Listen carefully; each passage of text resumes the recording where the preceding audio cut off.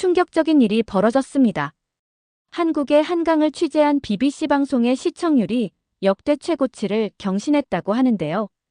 그 충격적인 숫자를 보자마자 뉴욕 본사 편집장은 단 하나의 미션을 내렸다고 합니다.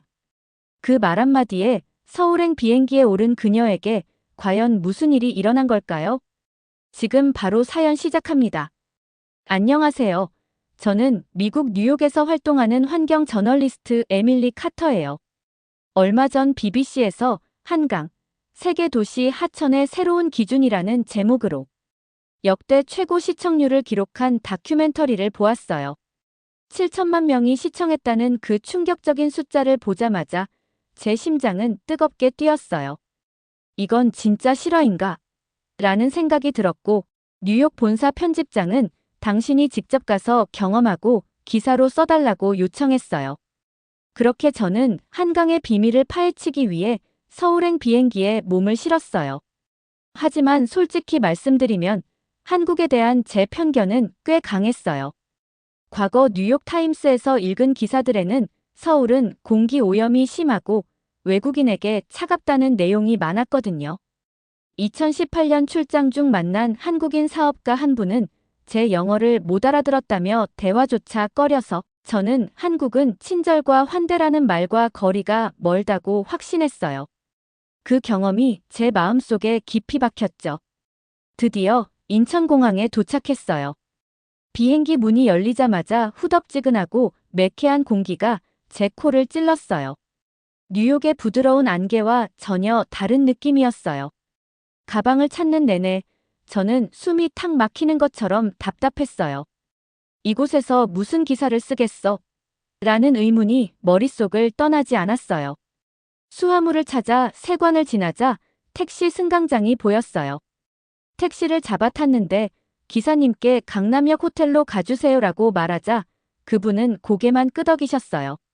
창밖을 보니 회색빛 고층 빌딩이 끝없이 이어지고 전광판이 눈부시게 깜빡였어요. 저는 스마트폰으로 BBC 다큐 예고편을 다시 보려고 했지만 화면을 내리며 지금은 업무가 우선이라고 스스로 다독였어요. 호텔 로비에 들어서니 직원분이 예약 확인을 도와주셨어요. 저는 안녕하세요, 카터입니다. 체크인 부탁드려요라고 말했어요. 직원분은 정중하게 영어로 안내해 주셨지만 표정에는 약간의 피로가 묻어 있었어요. 저는 웃으며 감사합니다라고 답했지만 속으로는 역시 친절이 부족하구나라는 편견이 또 올라왔어요. 객실 문을 열고 들어가 보니 침대 위에 한강 다큐 예고편 화면이 떠 있는 노트북이 놓여 있었어요. 호텔 측에서 준비해준 자료였죠. 화면에는 은빛으로 반짝이는 한강과 세계가 놀란 한강의 비밀이라는 문구가 크게 적혀 있었어요. 저는 그 문구를 보며 살짝 긴장했어요. 이 강이 정말 그토록 대단한가? 라고 스스로 묻고 싶었어요. 짐을 풀고 창문을 열어 서울 야경을 바라봤어요. 멀리 한강 위로 켜진 다리 불빛들이 반짝였지만 저는 여전히 무심했어요. 강은 그냥 강이지, 뭐 특별할 게 있겠어? 라는 생각이 떠올랐어요. 그러다 잠시 멈추고 제 자신에게 물었어요. 너 왜 여기 왔어? 그 질문에 저는 답했어요. 진짜 한강의 가치를 확인하러 왔어. 그날 밤, 저는 한강 취재를 위한 마음가짐을 다잡으며 잠자리에 들었어요. 불안과 기대가 섞인 채 저는 내일 아침부터 시작될 현장. 취재가 과연 제 편견을 깨뜨릴지 아니면 더욱 굳힐지 궁금했어요. 그렇게 제 한강 취재 여정의 첫 페이지가 조용히 넘어갔어요. 다음 날 아침, 저는 아직도 비행기 피로가 가시지 않은 채로 눈을 떴어요. 얇은 커튼 사이로 들어오는 햇살이 방 안을 살짝 비추고 있었어요. 저는 이불을 걷어내고 일어나며 중얼거렸어요. 에밀리, 오늘이 진짜 취재의 시작이야. 이를 닫고 차가운 물로 세수를 한 뒤 문 앞에 놓인 간단한 조식을 챙겼어요. 요거트 하나, 바나나 하나, 그리고 인스턴트 커피 한 잔이었어요. 낯선 도시에서 혼자 조용히 먹는 아침이 어색했지만 마음을 다잡는 데는 충분했어요. 8시 정각 택시를 타고 서울시 환경정책국 건물 앞으로 향했어요. 기사님은 능숙하게 차를 몰았지만 저는 뒷창 밖으로 보이는 빌딩 숲과 복잡한 도로만 눈에 들어왔어요. 한강이 정말 템스강보다 대단할까? 머릿속에 의문이 가득했어요. 유리로 된 모던한 건물 앞에 도착하자 반짝이는 외관이 햇빛을 받아 눈이 부셨어요. 로비는 시원하고 조용했어요. 경비원님이 미소로 인사해 주셔서 저는 기자증을 보여드렸어요. 복도를 따라 걸으며 구두 소리가 딱딱 울렸고 마침내 환경정책부라는 문 앞에 섰어요. 손잡이를 잡고 문을 열자 회의실 안이 보였어요. 큰 테이블을 둘러싼 사람들, 노트북과 서류, 물병이 어지럽게 놓여 있었어요. 테이블 맨 앞에는 김하나 연구관님이 환한 미소로 저를 맞이해 주셨어요. 안녕하세요, 카터 기자님. 연구관님이 반갑게 악수를 청했어요. 영어는 또렷했지만 말투는 친절했어요. 저는 고개를 끄덕이며 안녕하세요, 하나 연구관님이라고 답했어요. 심장이 두근거렸지만 최대한 차분한 표정을 유지했어요. 회의가 시작되었어요. 연구관님이 리모컨을 눌러 프로젝터가 켜지자 스크린에 한강 지도가 나타났어요. 은빛 리본처럼 서울을 가로지르는 모습이었어요. 저는 메모장을 꺼내들고 준비했어요. 첫째, 한강 전 구간 지도. 둘째, 지난 20년간 수질 지표가 꾸준히 개선된 그래프. 셋째, 자전거 타는 가족, 태극권 연습하는 어르신, 인공 해변에서 노는 아이들의 사진. 설명을 들으며 저는 화면을 바라봤지만 머릿속은 런던의 템스강으로 가 있더라고요. 템스강은 평균 폭이 250m밖에 안 되는데 수질도 이미 훨씬 깨끗해라는 생각이 맴돌았어요. 노트북 여백에 템스강과 한강이라고 몰래 적었어요. 솔직히 너무 지루했어요. 이어서 연구관님은 홍수 제어 시스템을 설명하셨어요. 제방 구조, 배수 펌프, 우량계 배치 등이 다채로운 도식으로 펼쳐졌어요. 차트는 예쁘게 색칠되어 있었지만 복잡한 수치와 용어가 제 머리를 아프게 했어요. 연구관님이 제 쪽을 보실 때마다 저는 공손히 고개를 끄덕였어요. 속으로는 이 데이터가 과연 기사를 뚫고 독자에게 와닿을까? 라는 의문이 들었어요. 1시간이 지나 회의가 끝났어요. 동료 연구원들은 가볍게 이야기를 나누며 짐을 챙겼어요. 연구관님이 저를 보며 잠시 쉬는 방에서 차 한잔 하실래요? 라고 물으셨어요. 저는 잠깐 망설이다가 억지로 웃으며 죄송해요. 메모 정리할 게 있어서요 라고 답했어요. 사실은 피곤해서 혼자 있고 싶었어요. 회의실을 나서자마자 저는 핸드폰을 꺼내 뉴욕 편집장에게 문자를 보냈어요. 브리핑, 숫자랑 차트만 가득해요. 아직 큰 뉴스는 없어요. 문자를 보내고 핸드폰을 주머니에 넣자 작은 안도감이 밀려왔어요. 정오가 되자 배가 고팠어요. 건물을 나와 거리를 걸었어요. 가게와 식당이 줄지어 있었고 김치찌개 냄새와 군만두 튀기는 냄새가 코끝을 간지렸어요. 하지만 호기심이 생기지 않았어요. 편의점에 들어가 샌드위치 하나와 탄산음료 하나를 골랐어요. 인도에 있는 벤치에 앉아 포장을 풀었어요. 샌드위치를 한 입 베어 물며 지나가는 사람들을 관찰했어요. 직장인들은 웃으며 대화하고 학생들은 스마트폰에 몰두해 있었어요. 배달 오토바이가 골목을 누볐어요. 저는 이방인처럼 느껴졌어요. 누군가에게 서울에서 가장 좋았던 순간이 뭐예요? 라고 물어보고 싶다는 생각이 잠깐 스쳤지만 곧 스스로에게 말했어요. 아직은 취재가 우선이야. 샌드위치를 다 먹고 나니 시계가 오후 회의 시간을 알리고 있었어요. 저는 자리에서 일어나 재킷 단추를 매고 다시 건물 안으로 들어갔어요. 엘리베이터 문이 딩 소리를 내며 닫혔어요. 저는 3층 버튼을 눌렀어요. 집중해야 해요, 에밀리. 한강의 진짜 이야기를 찾을 때까지 포기하지 말자. 스스로 다짐하며 저는 다음 발표를 들으러 발걸음을 옮겼어요. 출장 3번째 주 수요일 저녁, 저는 갑작스러운 회식 제안을 받았어요. 평소라면 바쁘다는 이유로 거절했겠지만 연구관님의 요청이 거절하기 어려웠어요.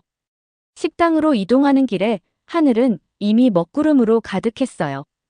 빗방울이 맺힌 가로등이 어둠 속에서 희미하게 반짝였어요. 식당은 작은 골목 안쪽에 자리 잡고 있었어요. 나무 테이블과 은은한 조명 아래 숯불 생선구이와 국물 냄새가 진동했어요. 저는 정갈하게 차려진 반찬을 천천히 살펴보았어요. 첫 젓가락을 떼자 구수한 고등어 맛이 입안을 가득 채웠어요. 순간 한국 음식의 깊은 풍미에 놀랐어요. 그러나 식사가 절반쯤 진행되었을 때 천둥 소리가 낮게 울렸어요. 식당 창문 너머로 번쩍이는 번개가 거리를 잠시 환히 비췄어요. 곧 이어 빗줄기가 창문을 때리기 시작했어요. 식탁 위에 놓인 물잔이 흔들렸고 사람들은 서로의 얼굴을 쳐다보았어요. 몇 초 만에 빗방울은 거친 폭풍으로 변했고 식당 안은 빗소리와 바람 소리로 가득 찼어요. 전기가 깜빡거리더니 곧 완전히 끊겼어요. 어두워진 실내는 순간적으로 고요해졌다가 사람들의 당황스러운 숨소리로 가득 찼어요. 저는 심장이 빠르게 뛰는 것을 느꼈어요. 테이블 위 조명이 꺼지고 휴대전화 불빛만이 희미하게 주변을 비추었어요. 식당 문이 흔들리며 빗물이 안으로 밀려들었어요. 직원들이 서둘러 출입문을 닫았지만 이미 물이 발목 위까지 차올랐어요. 저는 가볍게 몸을 일으켜 서둘러 자리에서 일어났어요. 밖으로 나가야겠다고 직감했어요. 호텔로 돌아가지 않으면 큰일 날 것 같았어요. 얇은 우비를 챙겨 입고 문을 열자 비는 더욱 거세게 쏟아졌어요. 빗줄기가 얼굴을 때리는 것처럼 아팠어요. 구두는 물웅덩이 속에서 철컹철컹 소리를 냈고 발걸음마다 미끄러질 위험이 있었어요. 택시를 잡으려 손을 흔들었지만 지나가는 차들은 이미 승객으로 가득했어요. 어느 차도 멈춰주지 않았어요. 거리는 순식간에 물바다가 되었어요. 차들이 물보라를 일으키며 지나갔고 사람들은 우산과 우비로 몸을 가리며 허둥지둥 움직였어요. 저는 흐릿해진 가로등 불빛을 따라 방향을 잡으며 걷기 시작했어요. 빗물에 반사된 길은 반짝였지만 시야는 점점 흐려졌어요. 한참을 걷다 보니 의도치 않게 한강변 도로에 다다랐어요. 제 방 아래로 물이 넘치려는 강물이 검은 파도처럼 꿈틀거렸어요. 물살은 거칠었지만 제 방은 굳건히 서 있었어요. 제 방 위에 놓인 보행자 전등이 꺼지지 않고 희미한 빛을 내며 강물을 비추었어요. 그 순간 저는 물속에 잠긴 도시를 지키는 한강의 위력을 목격했어요. 번개가 또다시 하늘을 가르고 천둥이 우렁차게 울렸어요. 비에 흠뻑 젖은 채 저는 제 방 가장자리에 서서 강을 바라봤어요. 몸은 떨렸지만 마음 한편에서는 존경심이 솟아올랐어요. 한강의 제 방은 물이 넘치지 않도록 설계된 구조물로 집중호우에도 주변 도시를 안전하게 지키고 있었어요. 템스강과 비교하며 단순한 강이라고만 여겼던 제가 완전히 틀렸음을 깨달았어요. 이 강은 단순히 흐르는 물줄기가 아니라 서울 시민들의 생명줄이자 도시의 심장이었어요. 저는 물속에서 반짝이는 불빛과 요동치는 강물을 보며 다짐했어요. 이 취재가 정말 중요한 이유를 알겠어요. 한강의 진짜 이야기를 전해야 해요. 떨리는 다리로 한 걸음 더 내디뎠고 비바람 속에서 한강이 가진 힘과 가치를 찾아 나설 준비를 마쳤어요. 이른 아침, 저는 호텔을 나서 한강공원 입구로 향했어요. 전날 밤 폭우 속에서 만난 한강의 위력에 마음이 흔들렸지만 아직 확신은 없었어요. 흐린 하늘 아래 습기가 남은 공기가 무겁게 느껴졌어요. 약속 시간보다 조금 늦게 도착했지만 그곳에는 이미 사진작가 이민호 씨가 자전거 2대를 세워두고 기다리고 있었어요. 자전거에 올랐을 때 발밑에서 굵직한 체인이 돌아가는 소리가 났어요. 저는 헬멧을 단단히 고정하고 페달을 밟았어요. 첫 발을 내딛는 순간 한강 자전거 도로가 시야에 펼쳐졌어요. 끝없이 이어지는 포장도로 옆으로 잔디밭과 산책로, 작은 언덕이 조화롭게 배치되어 있었어요. 자전거 도로 길이는 무려 880km에 달해 서울 전체를 한 바퀴 돌 수 있다는 설명이 떠올랐어요. 페달을 밟을수록 강변 풍경은 다양하게 변했어요. 먼저 만난 구간은 인공 해변이었어요. 모래사장 너머로 아이들이 물놀이를 즐기고 부모들은 파라솔 아래에서 지켜보고 있었어요. 물살이 잔잔해 안전해 보였고 강 위로는 윈드서핑 보드가 바람을 타고 미끄러지듯 달렸어요. 해변과 이어진 산책로에는 벤치가 놓여 있어 시민들이 강바람을 맞으며 책을 읽거나 간단한 스트레칭을 하고 있었어요. 다음 코스는 자전거 도로가 호수처럼 잔잔한 물 위를 가로지르는 다리였어요. 자전거로 다리 위를 지날 때 양옆으로 펼쳐진 강물이 반짝이며 햇살을 받아 은빛 물결을 일으켰어요. 그 순간 저는 한강이 단순한 하천이 아니라 도시 속 생명선임을 온몸으로 느꼈어요. 뚝섬 한강공원에 도착하자 도심 속 오아시스 같은 공간이 펼쳐졌어요. 인공 폭포가 낮은 음으로 물줄기를 쏟아내고 있었고 주변에는 잔디 광장과 야외 공연장이 자리 잡고 있었어요. 공원 한편에 마련된 작은 카페에서는 시민들이 커피와 간식을 즐기며 여유를 만끽하고 있었어요. 저는 자전거를 멈추고 잠시 숨을 고르며 사진을 찍었어요. 스마트폰과 노트북에 메모를 남기기 바빴어요. 다음 행선지는 선유도 공원이었어요. 과거 정수장 건물이었던 콘크리트 구조물이 그대로 남아있었고 그 위로 녹색 식물이 덮여 있어 마치 거대한 조각 작품 같았어요. 공원 중앙에 놓인 오래된 수조와 철제 구조물 사이를 걸으며 시민들은 사진을 찍고 이야기꽃을 피우고 있었어요. 저는 구조물 사이를 누비며 조심스럽게 노트북에 기록했어요. 도시 재생의 대표 사례로 꼽히는 이유를 눈으로 확인하는 순간이었어요. 투어를 마무리하며 자전거 도로를 따라 잠실 방향으로 이동했어요. 강폭이 점점 넓어지며 평균 1.2km에 달한다는 사실이 실감났어요. 양쪽으로 늘어선 고층 빌딩이 마치 강 위에 떠있는 듯한 장관을 이루었어요. 건물 사이사이로 난 자전거 도로와 산책로가 빛을 반사하며 길게 뻗어 있었어요. 한참을 달린 후 전망대에 올라서자 눈앞에 펼쳐진 풍경은 압도적이었어요. 넓디 넓은 강물 위에 놓인 31개의 다리가 도시 곳곳을 연결했고 강변공원과 녹지 공간이 한눈에 들어왔어요. 멀리서는 요트와 윈드서핑, 카약이 강 위를 유유히 가로지르고 있었어요. 도시 중심부에서 이토록 자유로운 수상 레저를 즐길 수 있다는 사실이 믿기지 않았어요. 그 순간 저는 수첩을 펼쳐 펜을 들었어요. 템스강과 비교할 수 없는 규모와 활용도라는 문구를 적으며 한강이 가진 진짜 가치를 깨달았어요. 시야를 가득 채운 풍경은 그동안 제가 가졌던 편견을 완전히 뒤집었어요. 한강은 단순한 강이 아니라 서울 시민들의 일상과 문화, 생태와 여가를 아우르는 도시의 심장이었어요. 자전거 페달을 천천히 멈추고 저는 한강을 다시 바라봤어요. 물결 위로 반사된 햇살이 반짝이며 제 마음속에 새로운 확신을 심어주었어요. 이 취재가 정말 중요한 이유를 알겠어요. 한강의 진면목을 세상에 전해야 해요. 그렇게 저는 자전거 투어를 마치고 진짜 기사를 위한 기록을 가슴에 새겼어요. 서울 취재의 마지막 한 달은 한강사업본부 방문으로 시작했어요. 유리벽으로 둘러싸인 세련된 제어실 안에는 수많은 모니터와 데이터 스트림이 가득했어요. 대형 스크린에는 수질 실시간 그래프, 홍수 제어 통계, 생태 조사 결과가 차례로 표시됐어요. 책상 뒤편에서는 엔지니어들이 강 시뮬레이션 프로그램의 파라미터를 조정하고 있었어요. 저는 잠시 조용히 서서 한눈에 보이는 모든 정보를 받아들였어요. 먼저 수질 변화 추이를 담은 발표를 봤어요.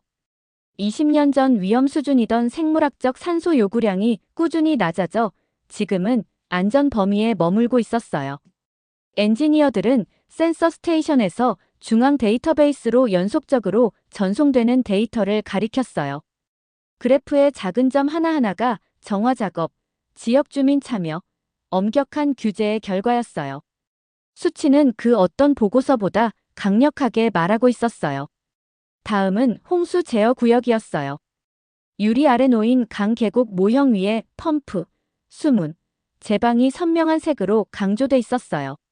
저는 집중호우 시 빗물이 지하 배수로와 저류지로 흘러드는 경로를 손가락으로 따라갔어요.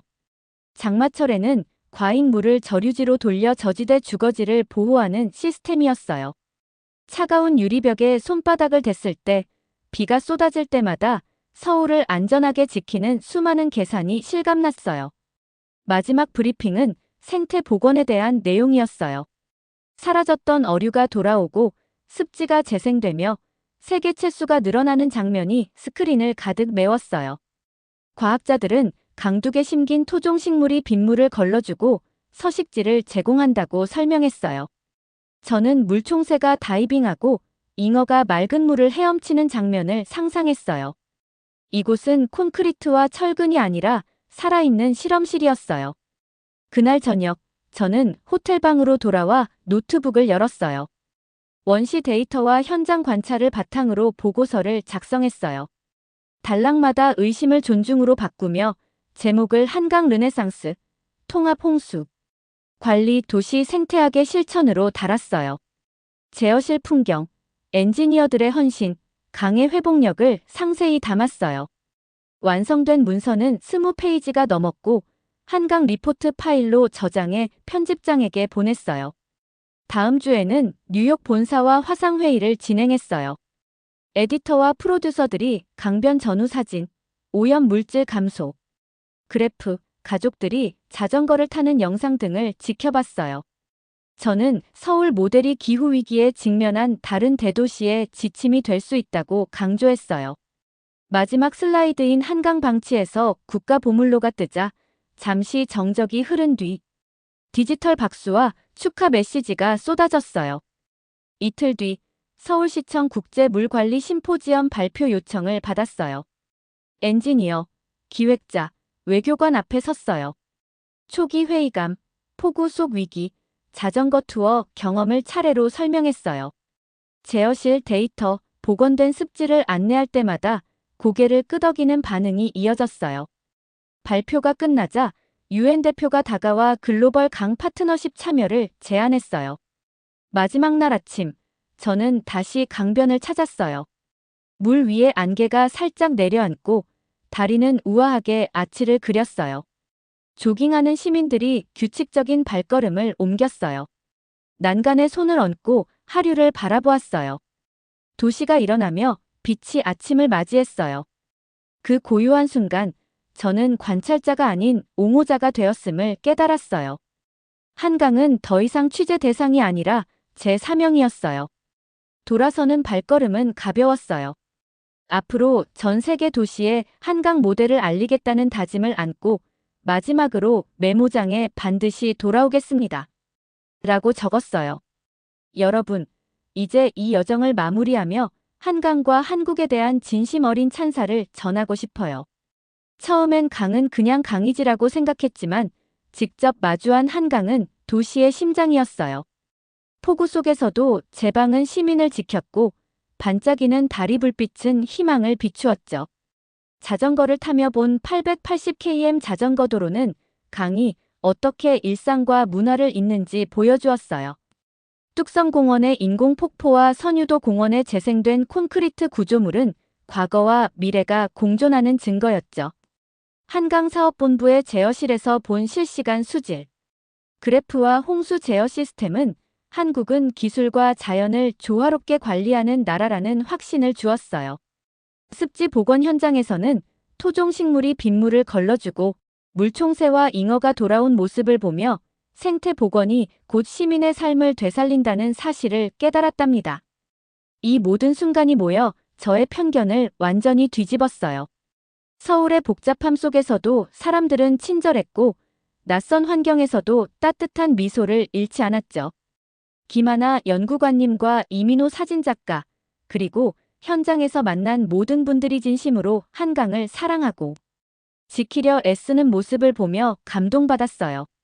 한국은 단순한 여행지가 아니라 가능성의 땅이에요. 과거 오염을 딛고 세계 도시 하천의 새로운 기준을 세운 한강처럼 이 나라 사람들도 끊임없이 도전하고 협력하며 더 나은 미래를 만들어가고 있어요. 이제 저는 기자가 아니라 한강의 옹호자가 되었어요. 여러분도 언젠가 이 강을 직접 느껴보시길 바랍니다. 한강은 서울 시민의 생명줄이자 한국의 자부심입니다. 앞으로 저는 이 아름다운 이야기를 세상에 전할 것입니다. 여러분, 오늘의 사연 어떠셨나요? 댓글로 소중한 의견 함께 나눠주세요. 구독과 좋아요는 영상 제작에 큰 힘이 됩니다. 더 감동적인 사연으로 찾아뵙겠습니다.